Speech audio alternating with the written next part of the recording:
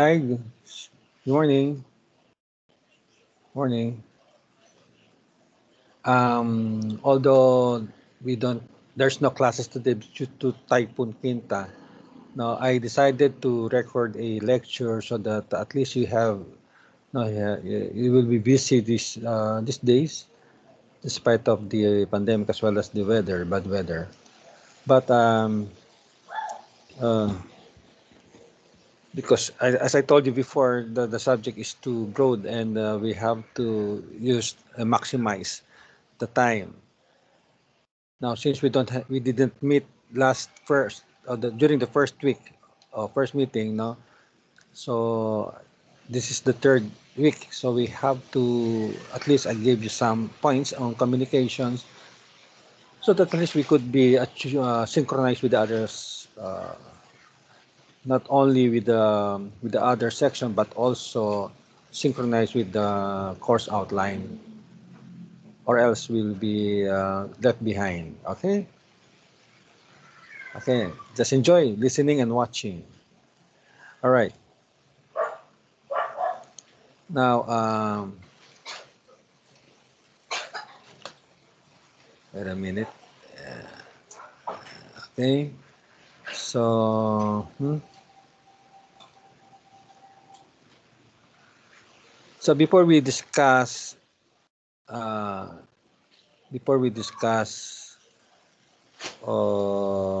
chapter two, no, let me give you some intro on about noise, no. Mahaba to. Anyway, I already uploaded this, no. So this is all about um,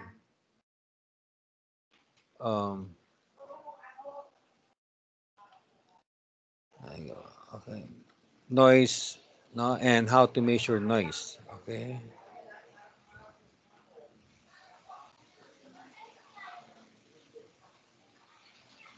Okay. Hello. Yeah. Ayan. Okay. So we all know we defined it this already. There's a simple way of defining this, and this is the unwanted signal. Unwanted signal. Because noise can be originated or originate in different forms, no? And we will correlate that later. Okay.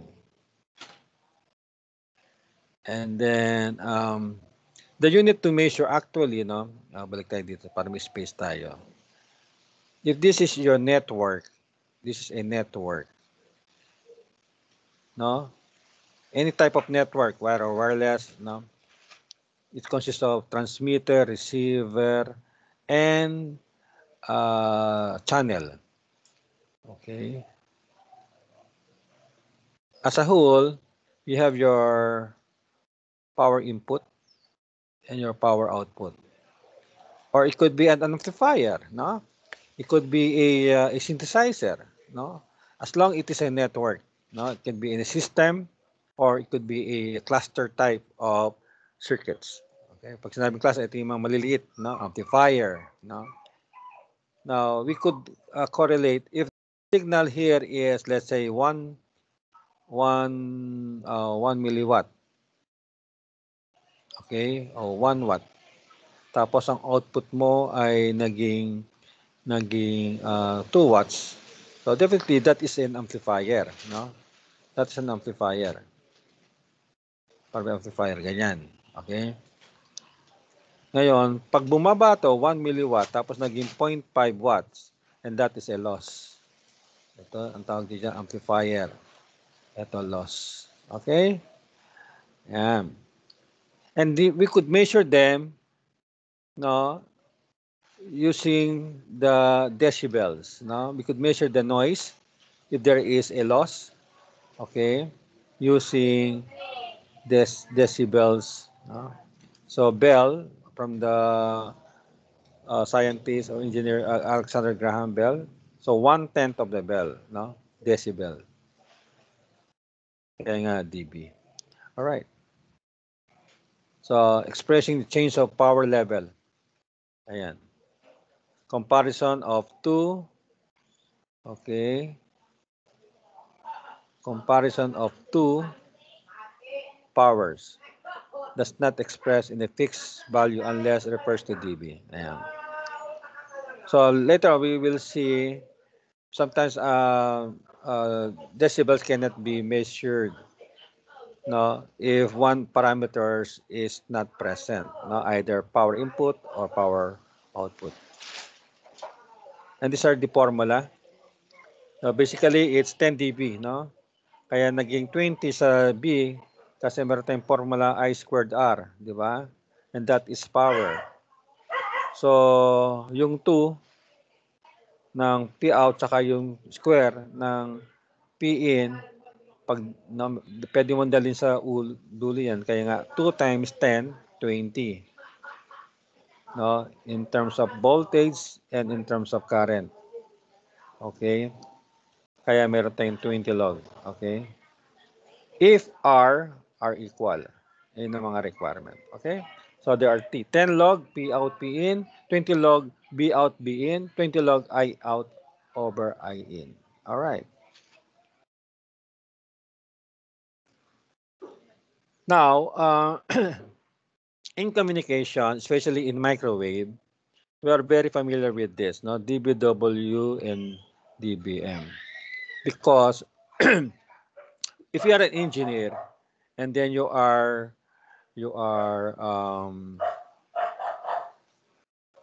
hanap tayo ng pwede ba tayo magsingit na yung slide? Ayan. If you're an engineer and then we have a you are being asked if my propose no if you talk to an investor and then the investor will ask you, I want to install a microwave link in my company, no, somewhere in Zambales. And then in Zambales, there is a tour of, no, from Manila. This is Manila to Zambales. So there is a mountain in between. So ang tanong, is this feasible or not? So sasabihin sa'yo ng engineer, we will try. I can give you a rough estimate. So estimation, no? Now, this is your transmitter and this is your receiver. So alam natin na graphically we could estimate their performance and their total overall, no. So basically, the components are, we have the transmitter circuits, this one. This is your transmitter and this is your transmission line, which is your waveguide. This is your parabolic antenna. Pareho yan. Tapos ito, waveguide. Then we have your receiver. Okay. Now, sasabihin mo sa investor, now if we will use a certain Harris, no? Sabi natin si Harris ay isang provider, no? Provider sa isa company that will provide transmitter. Okay? Gumagawa siya ng transmitter sila. Okay? Tapos nasa specification ano yung power output. Okay? Now, let's say the power output is 3 watts, no? Now you could using the dBm, no? A dBm formula like this one. Using this a reference value, we could estimate, no? We could estimate that. So alam natin that is 10 log of pag reference na 3 watts over 1 milliwatt. No? Now, more or less meron tayong dBm. No, dBm value diyan, no? Just compute that. Sabi natin nandito, sabi natin mga 30. And then according to specification that this waveguide is this is a loss, no? This waveguide according to specification is it has a 1.5 dB loss. No, 200 per 100 feet. 200 feet 'yan. So meron kang -3. So bababa 'yan ng -3. Okay? And then meron tayong formula sa microwave antenna, that is an amplifier, it is a gain, is a passive amplifier, tataas 'yan. No, tataas 'yan. Now, since this is a free space, there is a loss. So free space loss ang tawag diyan, no? FSL. Babaksak 'yan, no? Usually negative 100. Usually gano'n, no? Negative 'yan. Kaya nga plus or minus lang 'yan, eh, no? So dBm plus negative minus 3 because 200 feet ang haba nito. Ito 200 feet 'yan. Plus the gain of the antenna, no? Antenna gain, may formula 'yan. And then minus the free space loss. Kaya negative ka rito. And this is natural. Natural 'yan na babaksak yan kasi free space, eh. Wala namang circuit diyan para itaas. And then again, antenna gain tataas 'yan. Tapos babaksak depende sa haba ng waveguide. And then this will be your receive level. Okay? And then meron tayong table na if this is 44, let's say this is negative 44 dBm, still this is acceptable. Okay? Despite of the rain, despite of the typhoon. Okay? So that is in the microwave. Kaya doon ginagamit itong dBm and dBW. Kung ayaw mo ng dBm, gumamit ka ng dBW. Okay? Yeah. The rest in other application. Okay? Kaya minsan ang tanong dyan mamaya, can we add dB plus dB? No? Can we add dB plus dBm? Can we add dBm plus dBm? Ayan. Now, by principle, you can add this. So, 1 dB plus 1 dB is 2 dB. 2 dB. And 1 dB plus 1 dBm. Now, since this is a true value, dB, and we have a virtual value, so we could have at least 2 dBm. dBm na unit. But since this is a virtual or reference and this is another reference, we cannot add them. Okay, we cannot add them.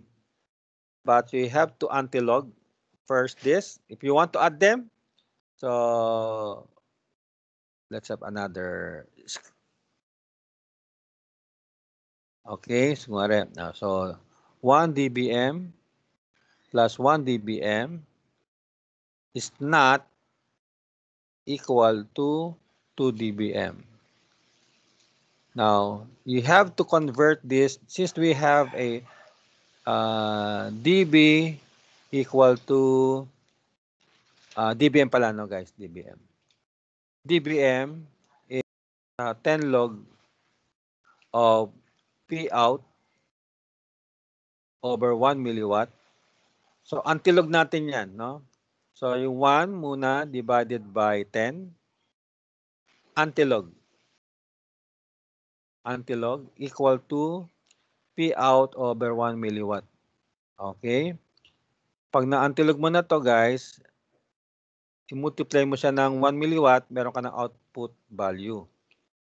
Tapos i-times 2 mo yan, kasi para namang 1 dBm, And then, meron kang output na, let's say, value nito, no? Value nito. And then, ibabalik mo uli yan. So, meron ka ng P out, di ba? Alam mo na yung P out. Pag alam mo na yung P out, so alam mo na yung dBm plus dBm is now equal to 10 log of this value, new P out, ito, divided by 1 milliwatt. That is not this is not the true value of 1 dBm plus 1 dBm, which is this. Okay? All right. Now, there are some questions, but the moment you click this, no, may mga sagot. The moment you play this, no, may mga sagot na dyan. Okay?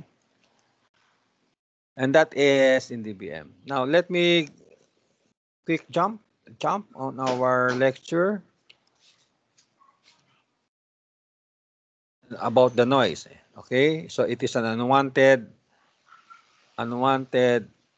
diba, form of electrical energy. It came from in a periodic, no, random. Ibig sabihin, kahit saan yan. No? Kahit saan yan. Okay? Pwedeng sa resistor, which is the Gaussian noise. Pwedeng sa thermal noise. Pwede yan sa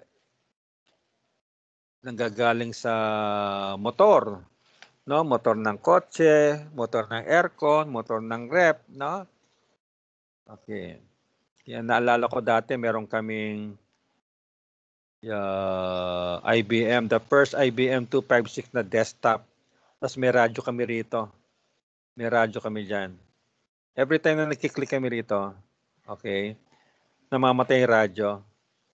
Kaya nga ang sabi ng FCC, Federation Communication Commission ng Amerika, dapat may distance na 3 meters ang isang gamit sa isang gamit. Okay? Para hindi masira. Nagkakaroon siya ng epekto. Okay? And then there's a two different thing, which is distortion and interference. So pag sinabi natin is a perturbation of deviation caused by imperfect response of the system. No, distorted, no? Kunwari sira yung isang inductor, no? Isa yung capacitor, distorted 'yun, no? Maingay yung maingay yung tunog. Pag sinabi naman interference, ito yung nanggagaling sa labas, external signals, no? Excuse me. Okay, or from a human source. Ito nga yung nangyayari nga, no? Kitang-kita to sa AM. Kasi ang AM, gumagapang yan sa curvature of the Earth. Kaya, ang napakaingay ng AM. Kasi nga lang, we don't have any choice kasi ground wave siya. Pangalawa, siya, cheaper simplex form. Okay? Not like in AM. FM. FM, magandang signal. Alright. Now, yan. Ito yung dalawang there's a hiss sound. Ito yung pag may noise ka. Tapos maraming parang itong snowy. No, parang nasa Alaska ka. Mga flakes, no? Tapos sa digital, kung ito ay analog kasi due to analog nature, ang tawag naman kasi sa communication, meron tayong signal to noise pag analog ka. Pero sa is bit error rate, no? BER. No, bit per density, something like that, no? Okay, okay. So bit error rate. No, kung noise ang tawag sa analog, no, sa digital naman communication is bit error rate o error. Okay. Now there is also correlated and uncorrelated. Unwanted electrical energy that is present as a direct result of signals such as harmonic o intermodulation. Ito yung mga dalawang signal na naririnig mo, no? Yung channel 1, channel 5 at saka channel 4. Na pag hindi maganda filter mo diyan, maririnig mo yung kabila, makikita mo pa. During my time, no, hindi pa perfect ang TV. Until naman may problema pa rin ang TV, pero pag channel 5, well, no? I mean during my time, minsan nagkaka-overlap. Okay? Pero sa ngayon, because of the digital box, it was lessened or it was totally I would say sole channel. You can watch it now. Dedicated to one channel. Noise present regardless whether there is a signal or none. Okay? Well, ito na yung mga marami kasing factor talaga bakit maraming noise, no?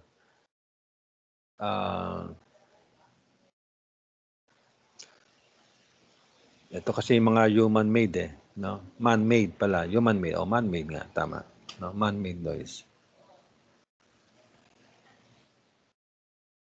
Meron tayong tinatawag na intermodulation or distortion and harmonic distortion. No, unwanted cross products, okay? Lalo na pag ang signal mo ay bumabangga sa isang bundok, di ba? Nagkakaroon ng difference at nagkakaroon ng cancellations. Unwanted, harmonic, unwanted, or single frequency created when amplified or nonlinear. Unwanted, multiple, or signal. Ito na nga yun, no? Ito pala yun, no? Ito pala pag sa bundok, no? Kasi pag ang signal ay bumangga sa isang bundok, bumabaligtad siya, yung signal niya ng 180 degrees or even 270 degrees per layer pa yun, ha? So, ibig sabihin, kaya nga dapat itaas mo yung antenna mo para may clear shot ka. Okay. The more na mataas nga lang, the more na mataas yung antenna mo, delikado sa bagyo, lalo na ngayon. Sigurado ko after this typhoon, malakas yan, yung mga maliit na antena na bumabaluktot kasi nga hindi nila kaya yung load ng 100. I think this is 150 km per hour, no, gusty wind. Kaya dapat alam mo yung yung antena na ilalagay mo sa bubong dapat sa plan sa probinsya, dapat alam mo kung gaano sa tatagal. So usually sa ibang gumagamit ngayon ng Digipax kasi nga yung disc, no, or yung antenna naka-mount na sa bahay, kaya maganda. Okay.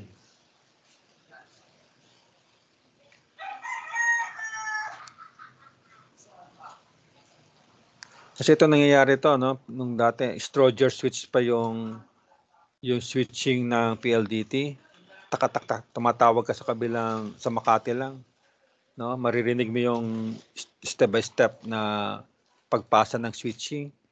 So, tapos naririnig mo yung kabilang linya, no? Nagkakaroon ng party line tuloy, pero hindi sa party line. No, iba yung party line na tinatawag doon. Meron kang dalawang telepono, tinatap mo lang 'yon. Kaya party line ang tawag doon. Ayan, no? Ito yung external noise, no? Pag may dumaan na kotse diyan, apektado 'yan. Ito naman internal, yun nga, no, sa loob mismo ng mga piyesa meron yung problema. Atmospheric, yan, kidlat, di ba? Kahit meron kang lighting arrester, naapektuhan yung TV mo. Lalo na pag ang frequency mo ay nasa FM o mababa sa FM, which is 30 MHz. Kasi ang FM is 88 to 108. Ito naman, yung may naririnig kang ibang mga cosmic rays, no, extraterrestrial name. Usually, mas marinig mo kung ang tuner mo ay nasa UHF, BHF, UHF. No? Sa FM, minsan may naririnig tayo niya, kaso siyempre undetectable yun eh. Unrecognizable. Okay. Meron din yan, no, sa araw, lalo na pag ang araw ay for 11 years, every 11 years, no, meron daw meron daw dinudulot na noise. And that is solar noise. Okay. Nagbabagay ang ionosphere kasi. Kaya naapektuhan ng bouncing of wave. Ito galactic, no? Cosmic noise. Ito pala yung cosmic noise, no? Noise radiated from distant stars. Kasi kanina, extraterrestrial, ito yung malalapit na planeta natin. Tapos pagdating dito, distant stars na palang tawag doon. Pero halos pareho lang naman yan. Sa labas ng mundo. Excuse me. External noise, ayan. Pagkatabi mo, let's say, manufacturing, apektado ka talaga. Kaya, lalo na, no, yung mga bahay na nasa malalaking Napocor lines, na mahabang transmission line ng Napocor, diyan sa may sukat, yung mga bahay diyan Actually, pinapalaya sila diyan. Kaso, no, dahil wala matirhan, kasi bawal talaga yan, no? Dapat may distance yan. I think it's 100 meters, okay? Kahit ang NTC, hindi pinapayagan ang mga station, no, radio station, broadcasting station na mag-produce ng more than 100 kilowatt power. Kasi pag ganyan kalakas o sabi ng 150 na yan, no, ang power ng channel 2, channel 5, channel 7, channel 9 o even any channel, no, ng broadcasting, no, pwedeng makalbo na yung mga tao sa paligid ng istasyon kasi nga mainit yan. Radiation yan. Ako nga di ba? Wala pang 100, di ba? Naagnas na. Pero that's true, no? Yan, ito yung even the resistor, no? Capacitor, inductor, may mga noise yan. Okay. So we could kaya nga kung itutuloy natin to sa chapter 2. Okay. Sa chapter 2, ayan. We will be talking on gain. We'll be talking on gain. Okay. Ano ba pang sulat dito? Is it review, no? Draw pala, draw. We have been talking on gain, attenuation, negative, positive dB. Negative dB, positive dB. Okay? Ilang naman na ano yan. No? Free space, resistor, may loss yan. No? Waveguide, coaxial cable, may loss yan. Gain amplifier, antenna, parabolic, no? Pero itong mga ganyang parasitic walang gain to, guys, ha. Ang meron lang gain yung parabolic antenna. Okay? Tapos tayo sa decibel. And then tune circuits, no? The relationship of the capacitor and the inductor, no? Kung may antenna ka diyan, dapat ang kanilang XL, XC at saka XL ng mga nitong dalawang passive ay maging equal para matune mo ang isang istasyon. Okay? Mamaya mapakita natin. Filter, no? Kung gusto mo ang lumalabas sa speaker mo, sa malaking speaker mo, sa woofer, ay low frequency, ang papayagan mo lang. So, lalagyan mo siya ng capacitor, no? Para mawala yung high frequency or even the noise, no? We will not tackle this kasi this is higher or advanced math. Okay? Diniscuss natin that most circuit in electronic are used to manipulate signal. Okay, tama yon. To produce the desired. Oh, that's all. We can manipulate that. In fact, no, you can design your own amplifier. You can design your own circuits. You can design your own synthesizer or equalizer. Okay?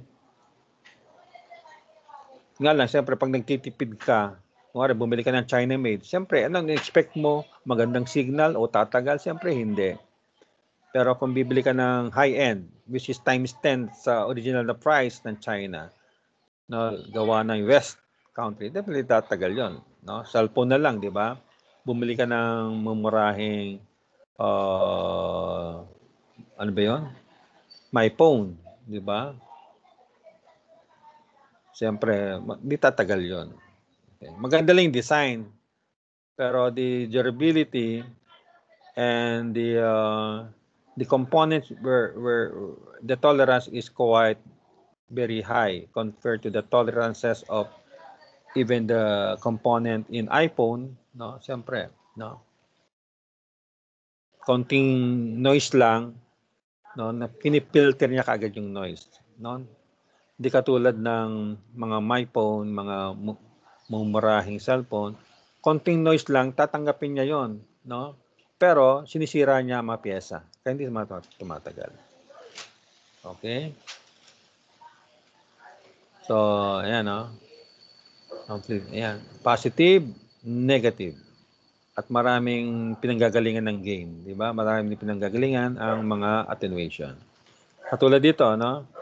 Ito yung diniscuss ko siya kanina, if the voltage input of the power input is less than to this and we have an amplifier. Okay, amplifier.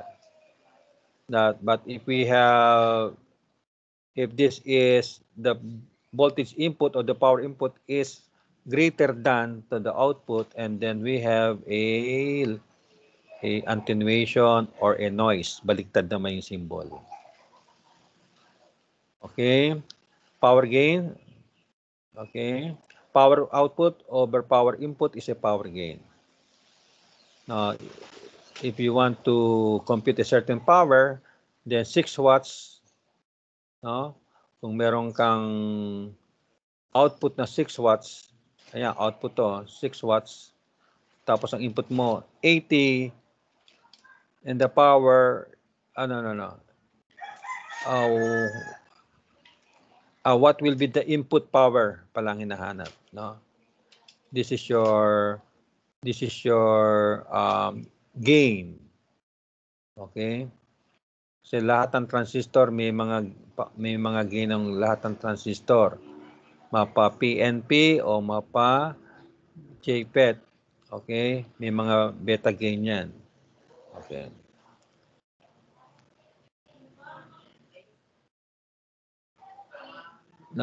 Kung meron kang tatlong, no? Kung meron kang tatlong mali. Saan ba erase? Kasi erase. Hindi ko na makita erase. Anyway, ulitin natin. Kung meron kang tatlong amplifier, ayan. Tapos may mga kanya-kanyang gain, no? Kung meron kang dito mga gain na 5, 2, and 17, minumultiply yan, kaya meron kayong 170. And then, totally, equivalent to sa isang circuit, okay, na isang amplifier, ayan. So, power input and power output. The power output is, ano ba hinahanap? Power output, itong hinahanap, no? Itong hinahanap. Okay, so gain, the total gain or AP is equal to P out over P in. Okay, itong hinahanap. Given to, which is 100, Power in is 40 milliwatt. Ayan, power input 40 milliwatt. And then ito ay 170. Okay? So 170, this is 40 milliwatt. Okay. Makukuha mo na, which is 6.8. So attenuation is more on loss. Okay? Which is less than 1. Ayan o.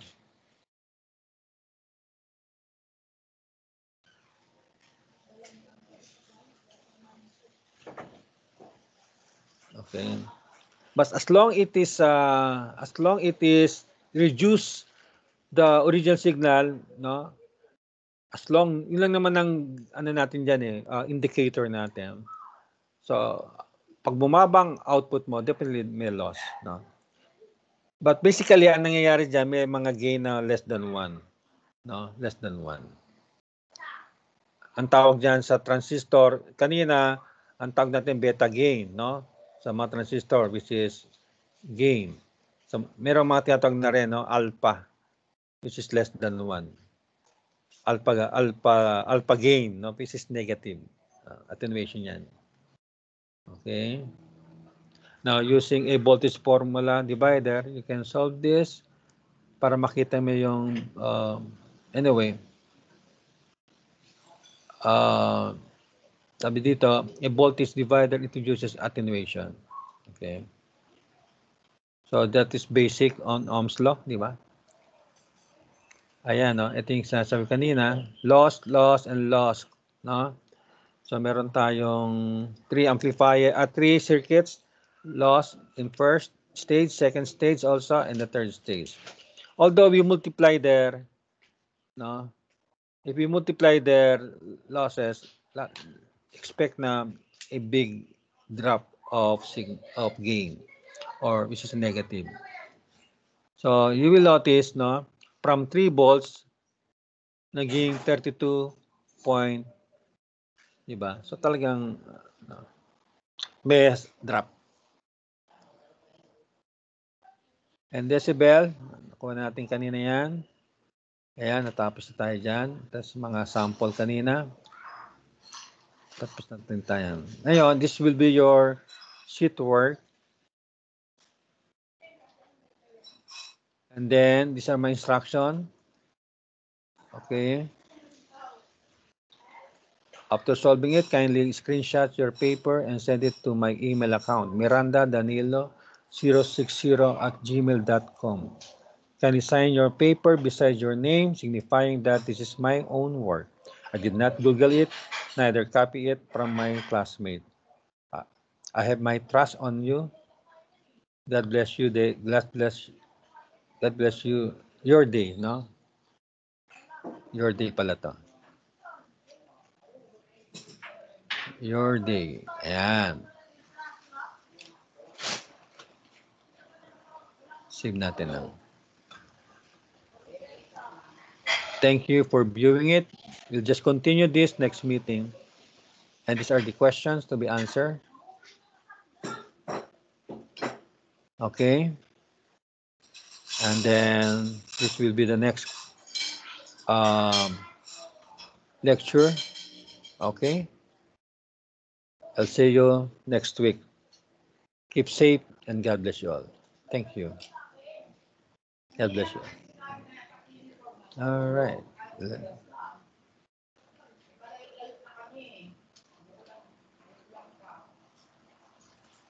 Okay.